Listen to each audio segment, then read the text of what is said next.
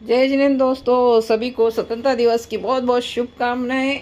और आज सुबह हम उठे हैं, वैसे मोदी जी का भाषण सुना है, लाल किले पर जो झंडा फहराया वो देखा। और उसके बाद में हम निकल पड़े मंदिर की तरफ से, जहाँ पे आज हमारी टीम ने है जो ब्लड डोनेशन का रखा था। आज स्वतंत्रता दिवस इसी तरीके से ब्लड डोनेट करते हैं हर साल, तो आज मैं भी जीवन में पहली बार अपना ब्लड डोनेट कर रही हूँ। और अच्छा लग रहा है, मेरे को आनंद की अनुभूति हो रही है कि हम आज़ादी का जश्न अपना खून दे के और मना रहे हैं। तो ये खून हमारा किसी न किसी दर्दी की जान बचाएगा तो काम आएगा, तो हो गया ना। ये भी एक देशभक्ति का काम ही है कि हमारे किसी न किसी इंसान की जान बचाकर हम अपने खून का सदुपयोग कर रहे हैं। तो इसी तरीके से आप भी कुछ ना कुछ अच्छा काम किया होगा आज देशभक्ति का। तो आप इसी तरीके से अच्छे अच्छे काम करते रहो और देश की उन्नति में लगे रहो भाई। जो आज़ादी हम आने वाले कई सदियों तक मनाते रहें, कई सदियों तक।